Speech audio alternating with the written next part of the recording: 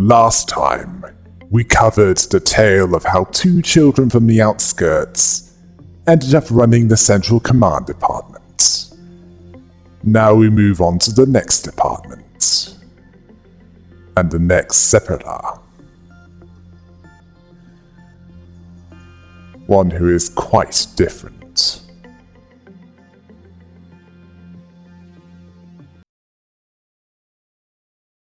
The Welfare Department provides an increase to the default amount of bullets by between 1 and 3, depending on the amount of clerks. And while it's working,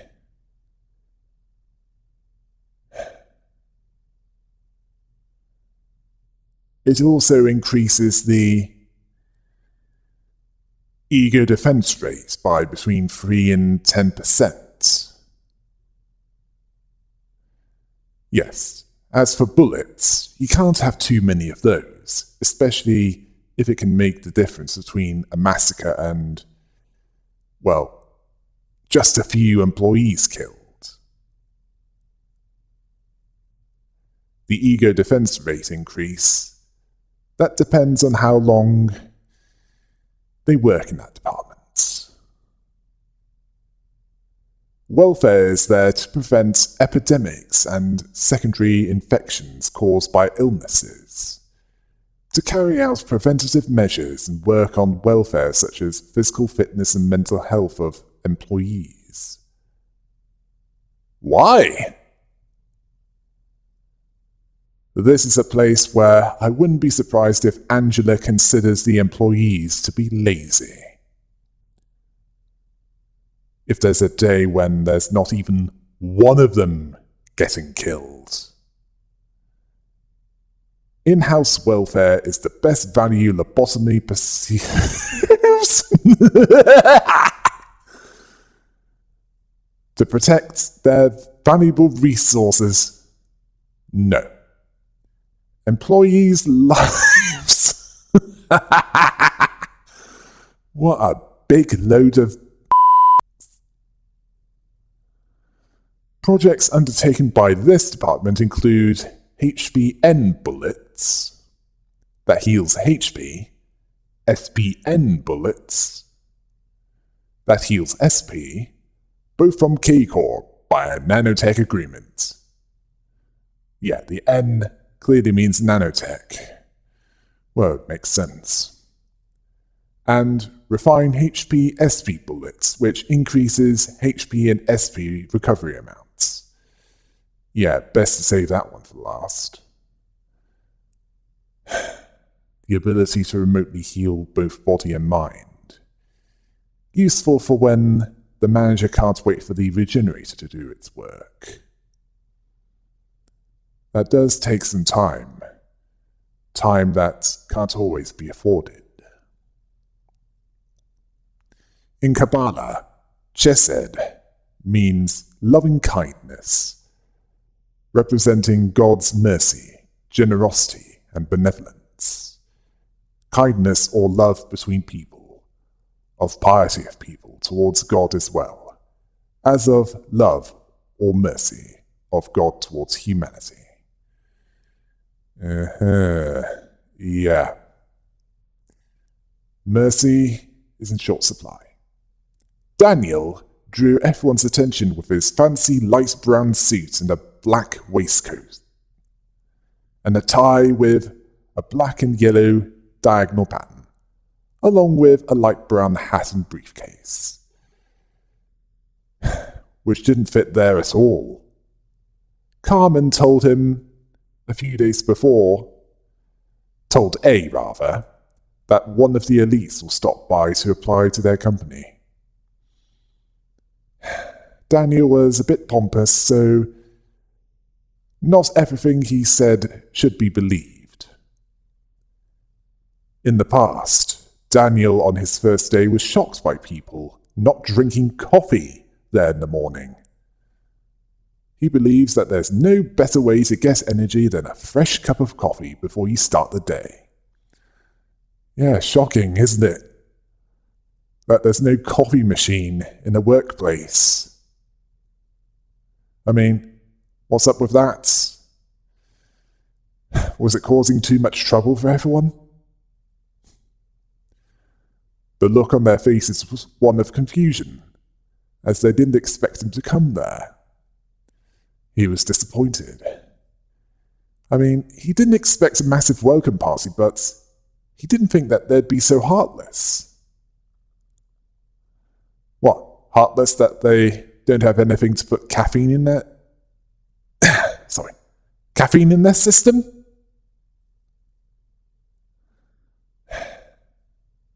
They were probably wondering why such a talented man applied to join such a shabby company.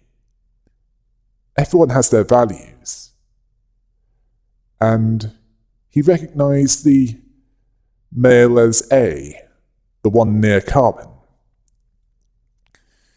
He heard about him from her, whose speech brought him there. He asked where she was. She said, "So you came, you coffee addict." Yeah, he was like that even then. She told him to sit there and that the person sitting next to him would explain his work. She knew he was coming. She said that no matter how great he is, he'd always be in the palm of her hands. Yeah. More of the darkness within her was revealed. Why does that remind me of someone else?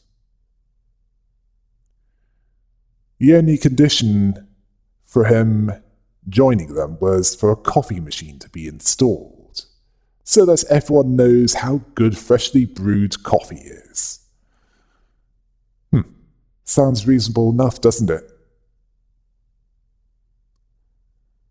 Well, it's certainly a good motivator to have that installed if it gets him in their employ. And it's not exactly expensive, is it?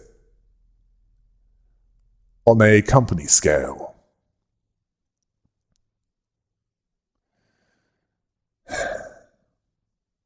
Yeah. It's clear that he is a coffee addict, and he was when he was human. Never mind after.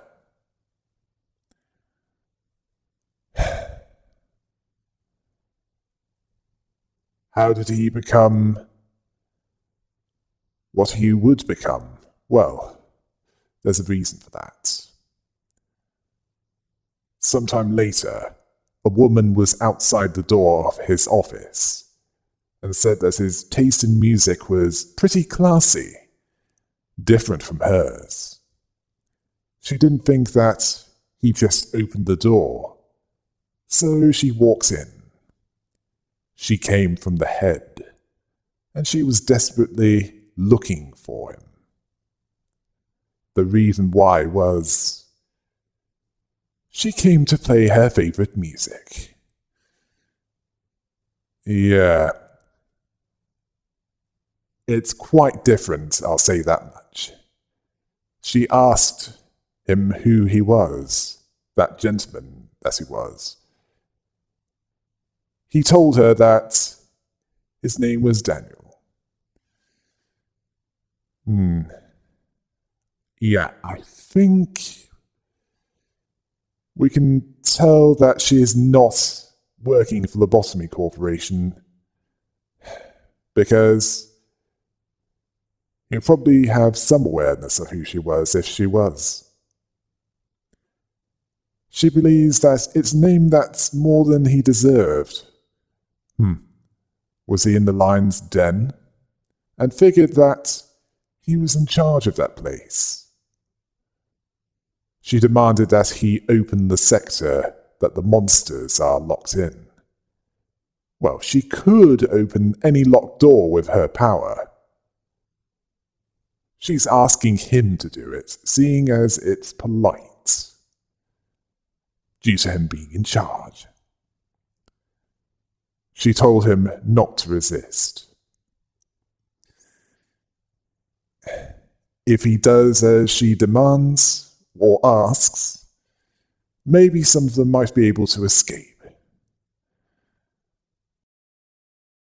Yeah, I think we can tell what kind of music she likes. Something involving the long drawn-out screams of agony of her torture victims, where if she didn't get what she wanted, she'd torture them to death and then do it herself. You might be asking who this woman is.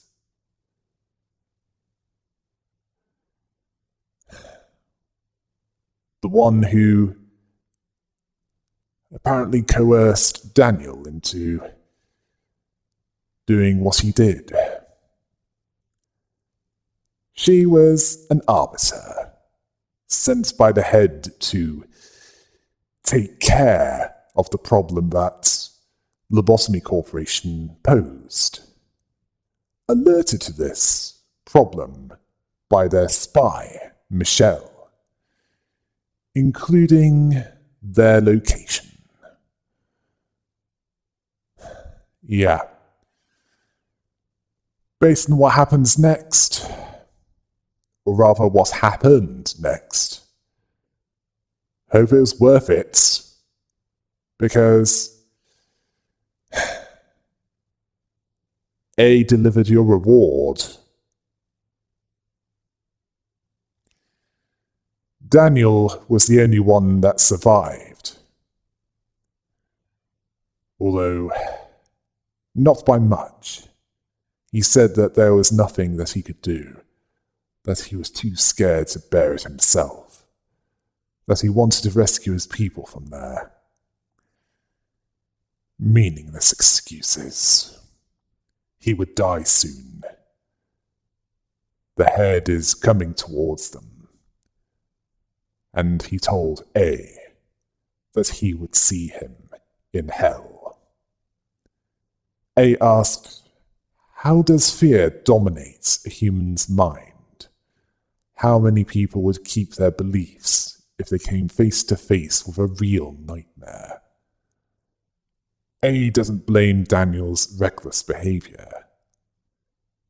Everything started falling off a cliff the moment the head found their location. He hanged up the intercom. Their last conversation ended with hopeless silence. Daniel was intelligent and held a high social position, and was more talented than anyone else in the research lab. An excellent reputation from those around him, with his charming smile and humor. It was easy for him to get into one of the wings with his skill and personality, but he chose them, not the wings.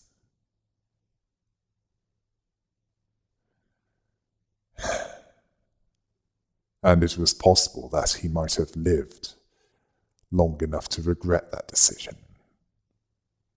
In the end, it wouldn't have mattered whether the Arbiter killed him or the abnormalities that were released killed him, or even the reinforcements that the Arbiter called for, just to make sure that he and the others were killed. He was in any case. All he was given was the choice of how he would meet his end. By her hand, or by any number of threats that he was coerced to release. Did Michelle think about how this would affect others? How the head would react if they received that leak? Hooray for idealism. Because she was clearly discarded when she outlasted her usefulness. I mean, did she think that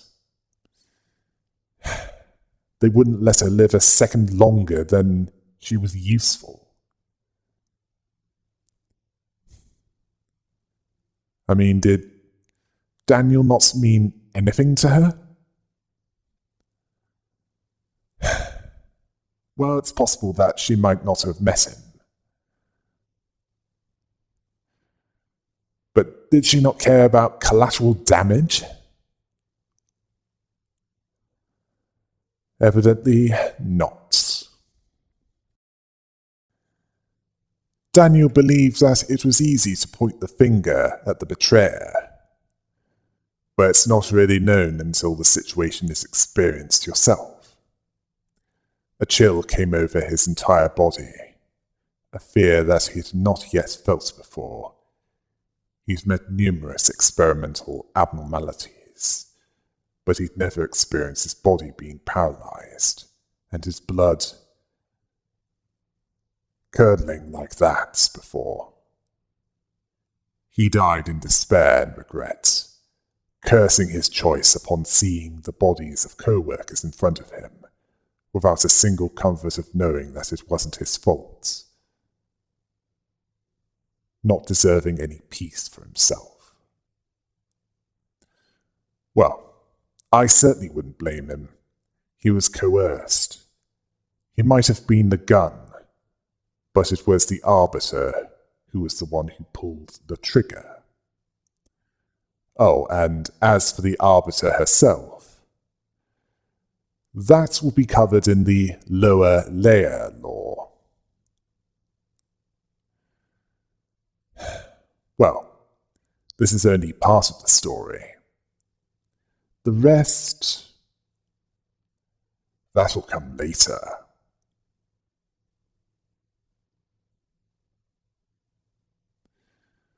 But we know what happens after this point, as far as Daniel is concerned.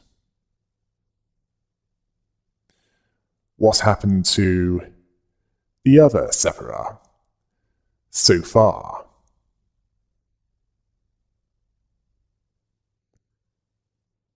He was put in a metal box of a body after that. And initially he was passionate about his work. Yes, in the past, a shorter-haired Chesed reported to Angela, spending all night researching an efficient method of welfare for the employees. Angela told him to change nothing. He insisted that she look it over. The effect was proven by statistics, and it costs even less than current methods. It'd be beneficial for everyone. And Angela stated that using machines instead of employees would never happen. And there was a reason for it. Not one I'd approve, but one I understand based on how things work in the Lobotomy Corporation.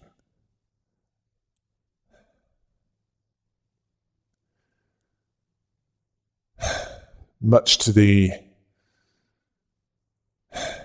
pain of Chesed.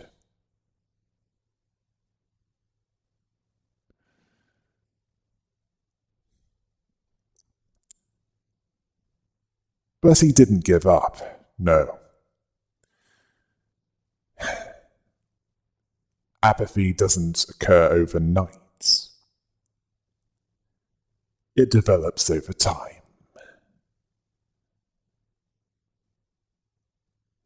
He repeated something he said earlier, that it wouldn't replace people entirely, just for dangerous jobs. Using machines in that way would be beneficial for everyone, with fewer casualties against abnormalities. The answer was still no. And Angela told him to return to his post and finish his work. Even so, Chesed still wouldn't give up, and believed that she would like his plan in the end. He'll keep developing it further, and show it to her again and again, regardless of how many times he must do so. he clearly doesn't know Angela that well. Because if he did, he'd know that it'd be a pointless task.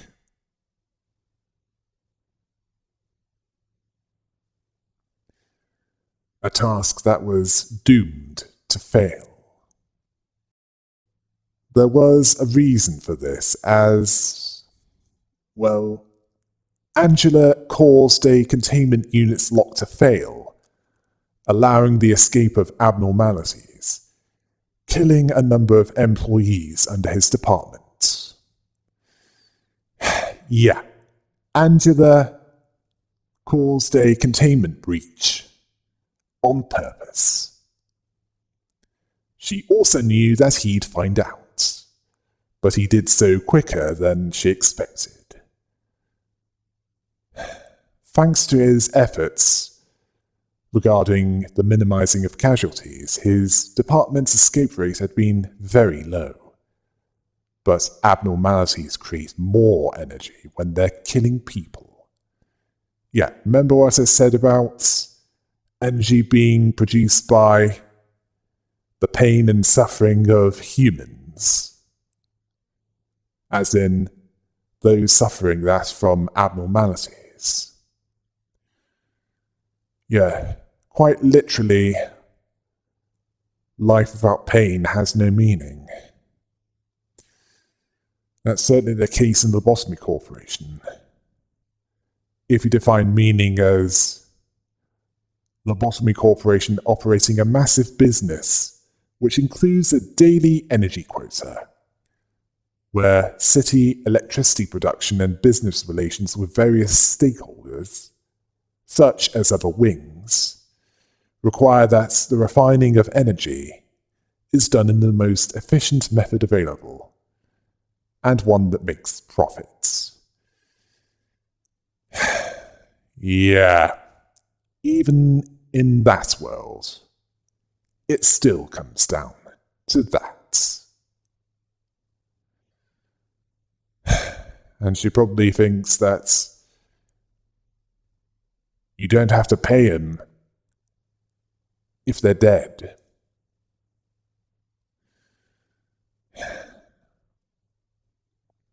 When it comes to the art of callousness and ruthlessness, I think she learned from the best. She also learned the art of cruelty from at least the other part of her templates.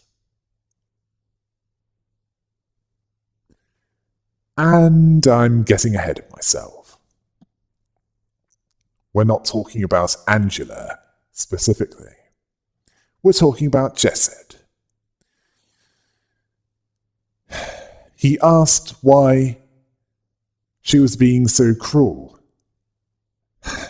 Does he need to ask her that? It's what she does? Since the employees come in at the same rate as they die.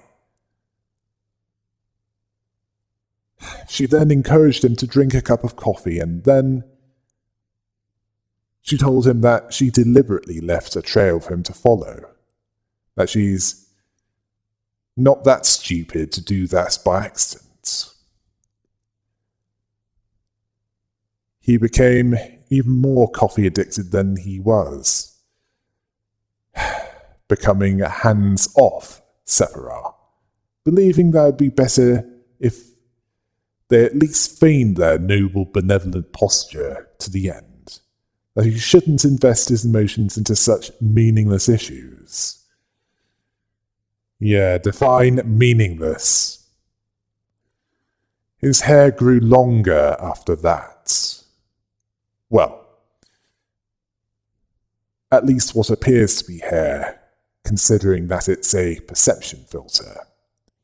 So, he more likely had his appearance reprogrammed. Either that or it grows in a more simulated manner. Well, However it is, that's why he looks like what he does by the time he's met for the first time, as far as the manager is concerned.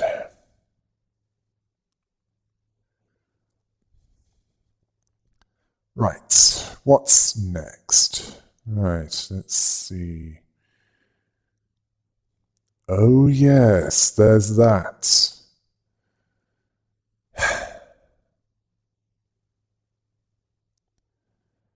How will this coffee-addicted hands-off separat do his work?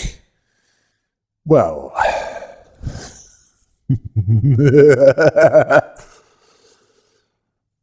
it'll go as well as you think it will. Not well at all. During a particularly bad day, Gibber wanted him to use the grip-off controller to calm the situation down. Chesed told her that no one can touch the grip-off controller without Angela's approval, indicating that he doesn't want to do it. She sees him as a coward by believing that the situation would end by going through the motions. Yeah, ignoring a problem won't make it go away. If anything, it will make it worse. Before leaving, she told him that she hoped that he suffers until his death, succumbing to his fears, and to live on the sugar-coated words of his employees. Yeah, he's been there and done that. He's already suffered death. He's already succumbed to his fears. Although he sees little value in sugar-coated words. And considering what happened to the male Tiphereth, that'd be a temporary setback. The kind of death that's permanent would actually be a mercy there. A mercy that they're all constantly denied. I wouldn't be surprised if Angela doesn't even have that in her vocabulary.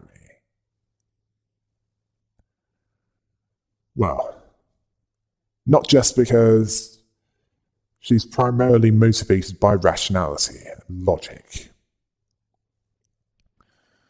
Well, that's how she was designed.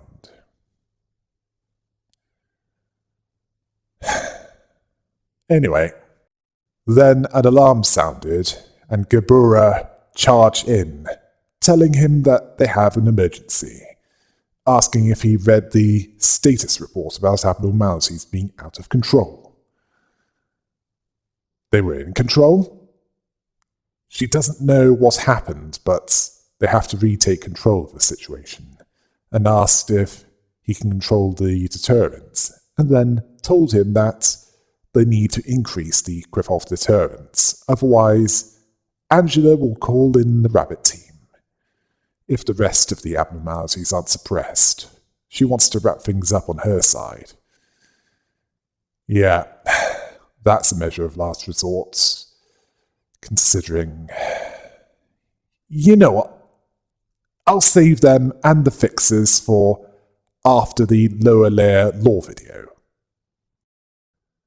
Chesed admitted that it was a while since he was grabbed by the collar. Then Angela walks in.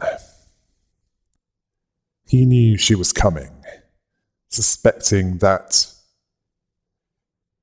he understood her the most among the others. Chesed felt like he was the only one who was seeing the situation. She thought he liked that, drinking a cup of coffee, enjoying the peaceful day with his classical music. Angela provided the right environment for him. She clearly didn't know him that well. Well, not as well as she thought she did. She then ordered the equip of deterrents to be weakened. Clearly there is such a thing as too much death. Well, even she has standards with that. The female Tiphereth spoke of an incident of an escaped abnormality wiping out 8 of his employees. She mentioned that some employees have made a suggestion to close down that part of the corridor, due to some remaining body parts lying around.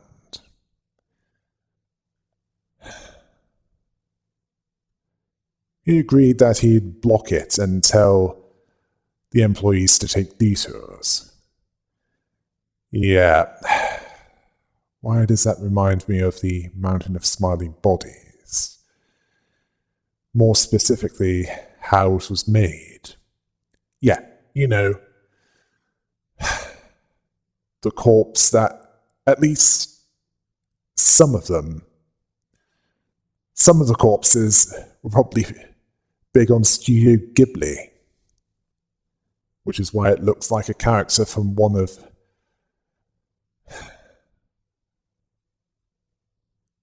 what they made.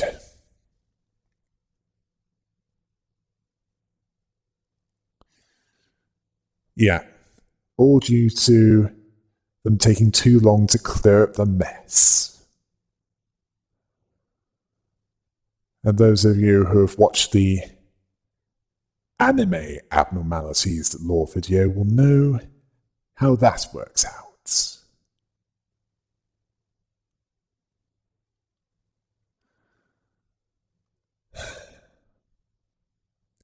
And that's one of the more powerful of the abnormalities. He believes that the welfare team is remarkable, but he's proud to say that his team has the highest satisfaction level in the corporation. He was told by Angela to cooperate with the manager, at least for the time being. He can go along with anyone, but playing games with a manager is difficult, even for him. But he has no choice when it comes to Angela's orders. Honestly, if this is a restaurant, and a foul-mouthed Scottish chef was sent to deal with it, he'd say, "No, I'm out, can't do anything with this." And that's the less profane way of putting it. For a while, he consoled himself that he wasn't doing that bad. Well, he was right. He was doing terribly. He didn't put his employees into deadly situations, and he managed to be flexible time after time. He was angry when someone broke the rules, agreed with those who claimed to make that place better. He can't help but think, what's the point in all this? He hoped to send them off in peace because they were meant to die anyway. He was hiding the biggest lie of all inside, but continued to play the role of a good leader, knowing that it was all a lie, that he was simply a spineless yes man. Or more specifically, that's what he became, after Angela ground him down. And even had some employees killed by an abnormality, just to make a point.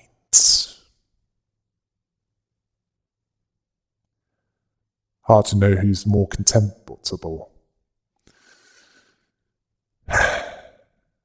Yeah, it's definitely Angela. Because once again,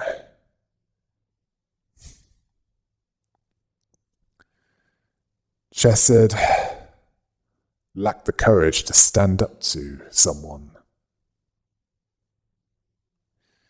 Even though this time, he didn't have much left to lose. And in this case, he was dealing with what might be a broken reflection of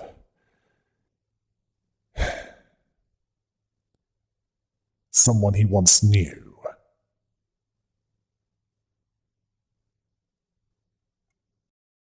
As for what Angela knew, she also knew that he could never expose every secret of that place to the employees and overthrow the system, or rather, he didn't want to go against her. The irony is that the head of the welfare department doesn't care about the welfare of the employees at all. He was scared. Angela stopped the doubts and inquiries about that place by letting employees die. So he started helping Angela and just covered his eyes. Before his meltdown, Chesed tells the manager not to give him an order or to justify cowardly acts to him. He's ashamed for consoling himself that there was nothing that could be done after passing through the tunnel of defeat. He was so ashamed of himself. He couldn't bear it anymore. He saw his body as a good punishment for him, reminding him of his past. He couldn't even bleed from that body. Not under normal circumstances, anyway. He doesn't want to be the puppet who gains approval by doing Angela's dirty work, and he doesn't want to be the manager's aide who can't do anything. It's a series of shameful things to him.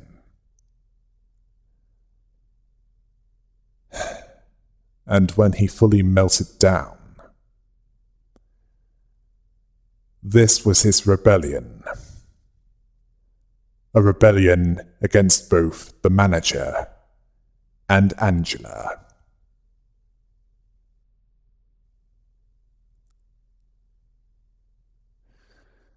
It was at this point he did so, truly believing that he had nothing left to lose.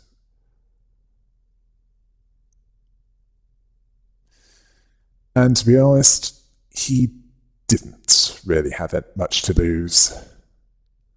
I mean, would you feel the same way as him in his position? During his meltdown, one type of damage becomes illuminated in an iron cross made of him, which is illustrated on the screen. While that part is illuminated, the corresponding type of damage is dealt to employees 4 times worse after each Quip-Off meltdown. The boosted type of damage is changed.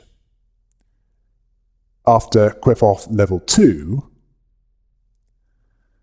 the background music changes, and just to make sure that you don't think it's going to be the Tiphereth meltdown all over again, 2 types of damage are boosted instead of just 1. After Quip-Off level 6, the types of damage boosted are increased to 3.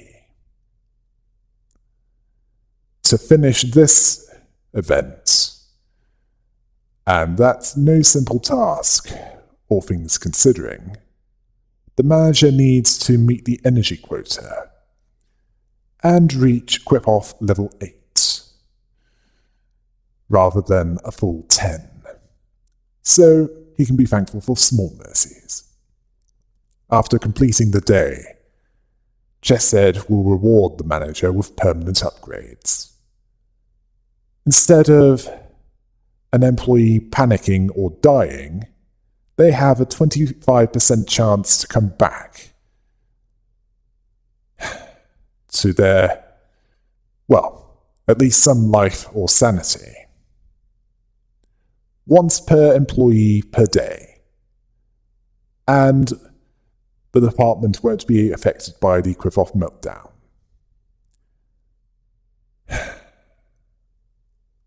After the day was completed, Chesed said that the revolution doesn't need to be completed by the waving of flags or bloodshed.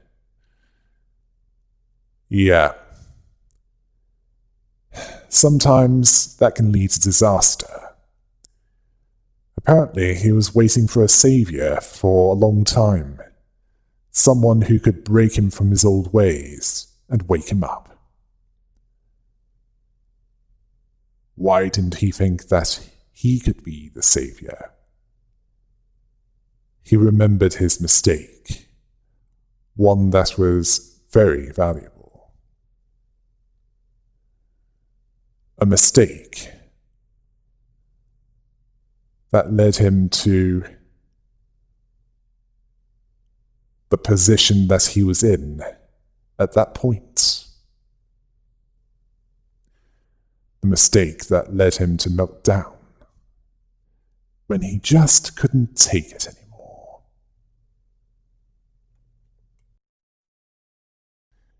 Angela walked in and hoped that, as far as she saw it, his own pathetic rebellion taught him a few things. He still didn't get the reason why she didn't stop him. Why she was watching him without turning him off like she did to the male Tiphereth. To engrave his lessons on his metal body was the reason she stated. So that he learned something from his resistance that ended up costing the lives of his poor employees who trusted him until the end. She knows that death means nothing to him, but to them it held meaning.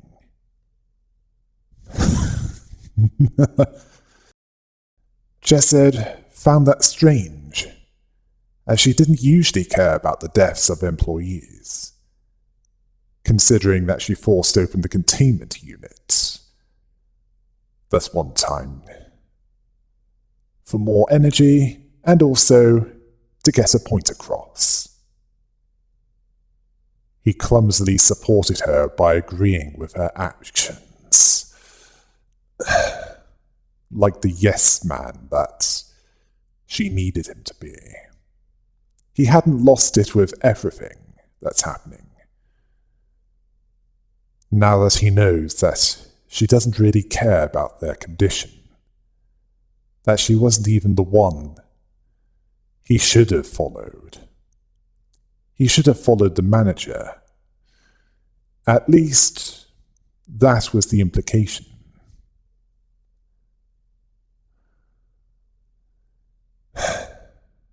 Because at least the manager somewhat cared about him. Angela didn't need much reminding of that. Chesed wasn't going to let her do whatever she wanted. In response, Angela called him a loser, in the past and even now. Yet he didn't need reminding of his status as a failure. She might want to believe that nothing has changed, but many things are changing. Yet even then, Angela was counting on him to save the situation, but to get rid of any hard feelings that they have between each other, wanting him to know that no matter how great he is, he will always be in the palm of her hands. Yeah, that's gonna happen. The hard feelings will remain. And as for that part of him always being in the palm of her hands, that was said before. And not by her. Strange that. Yeah, I doubt that the hard feelings truly disappeared since it was revealed that more power was generated when employees died. where his role was not to care about their welfare.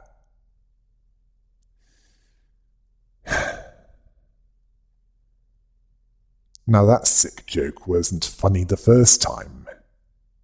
Never mind now. In fact, now it sounds worse.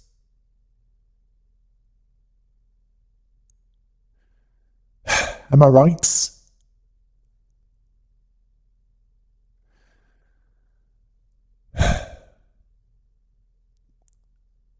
Yet,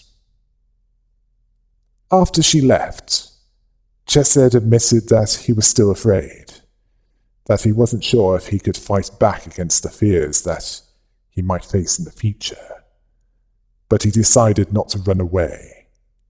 He then asked the manager to give him an order, as he shut off his perception filter.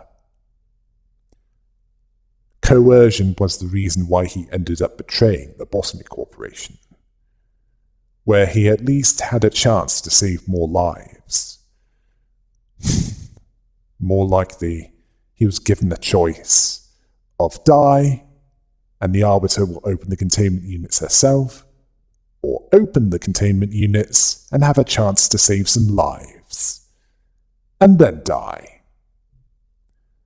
As for the bitter irony that they're doing the opposite of the role description, it's following the moral law, where the basics of that is you're punished for observing it, and you're rewarded for breaking it.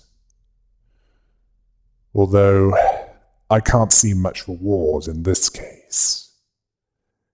Just the avoidance of punishment.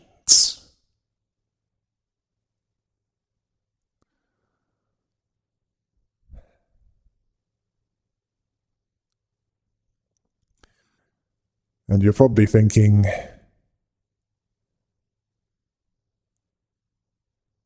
who else is imprisoned here? How similar or different is their fate? What did they do to end up trapped here along with the others? Well,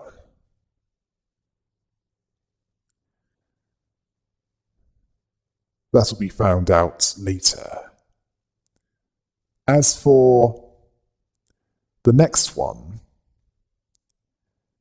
that's going to have to wait until part 3. Yeah.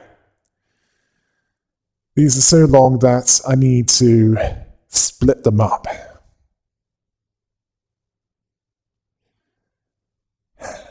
As not only does my video editor not allow for it, not many can stick around for longer than an hour, can they?